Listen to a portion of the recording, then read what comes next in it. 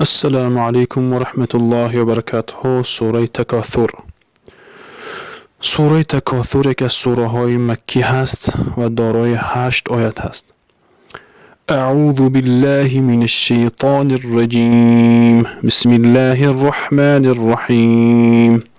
الهاكم التکاثر حتی زرتم المقابر.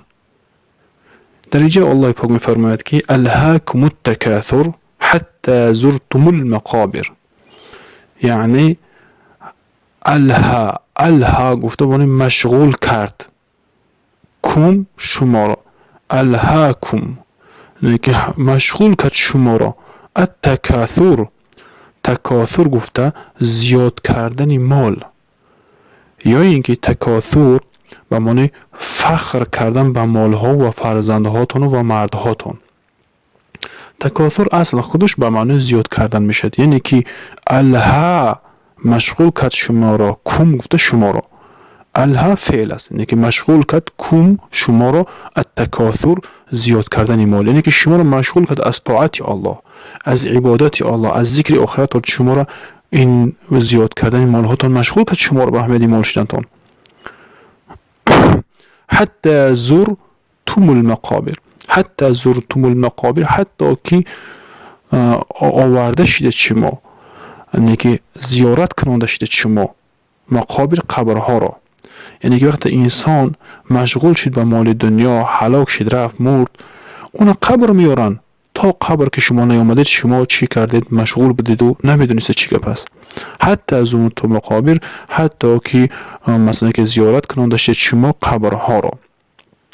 یعنی که در جلالین میفرماید که حتی که شما دفن کرده شدید، حتی که شما بگیم که مرده شدید، در قبرها مانده شدید، بعد شما به فکر به ذکر میایید، یعنی که شما را زیاد کردن مال شما را مشغول کرد. کلا، کلا گفته این ردع است، هرگز این خیلی نیست، شما این کار نباید کنید. سوف تعلمون، زود است که میدونید. ثم کلا سوف تعلمون، بعد از آن کلا گفته هرگز خیلی نیست، سوف تعلمون زود است که تعلمون گفته میدونید. تأکید کردی الله پاک. کلا لو تعلمون علم الیقین، این کلایی که در سیم برآمده است، مثلا که گفته بود کلا سوف تعلمون ثم کلا سوف تعلمون، کلا لو تعلمون گفته این کلاش کلای بمعنی حقا است. حقا لو تعلمون، اگر میدونستید علم یقین، یعنی که علم یقین میدونستید، یعنی یقینا میدونستید که عاقبت تفاخر تکبر چی هست. ثم لترون، وقتی که شما میدونستید که کلا لو تعلمون علم الیقین لترون الجحیم، لترون گفته البته میبینید شما جحیم را. ثم لترونها عین الیقین، بعد از اون میبینید البته همون جحیمی که شما، که همون جهنمی که برای شما آمده است. عین الیقین، عین الیقین گفته یعنی که با چشم هاتون میدیدید، یعنی که هرش به معنای یک است، یعنی که شما با یقینی میدیدید، با چشم یقین میدیدید، یعنی که میبینید همین چیزا شما گفتید از الله پاک، شما همین چیزا میبینید. با بالا این دکرده ثم لتسألون یومئذ عن النعیم، بعد از اون پرسیده میشید همون روز قیامت عن النعیم، از نعمت های الله. یعنی که در دنیا هر نفری که نعمت الله استفاده میکنه در روز قیامت پرسیده میشد. در معنایی که الهاکم التکاثر حتی زرتم المقابر، یک تفسیر دیگری گفتن، ترجمه تحت لفظش میکنیم، فقط شرح زیاد میدیم چون که هست. میگه که دو معنا قطعی است، یکی که شما را هلاک کرد، تکاثر زیاد کردن، جمع کردن، و تفاخر زیاد کردن، تفاخر. بعض علما گفتن که اینه که زیاد کردن شما را مشغول کرد، تکاثر به معنی که فخر کردن است گفتن.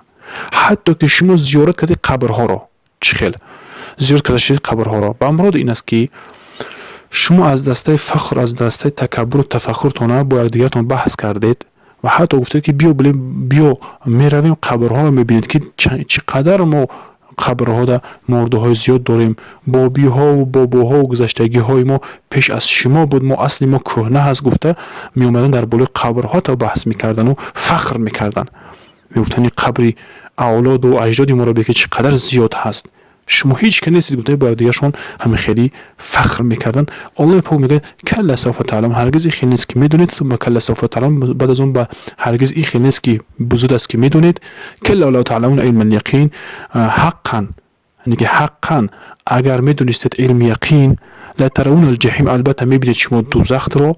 ثم لترون، بعد از اون با زود است که میبینید، تاکید کرده خداوند البته میبینید همون دوزخ رو. عین الیقین گفته مثلا که با دیدن یا که با چشم هاتون میبینید. عین الیقین به معنی که علم یقین ور میشود. نه ثم لتسالون یومئذ عن النعیم، بعد از اون البته پرسیده میشه روز قیامت از نعمت هاش. یعنی که هر دوش ترجمهشم و تفسیرشم کمکه که همه خیل یک هستن. والله اعلم و السلام علیکم و رحمت الله و برکاته.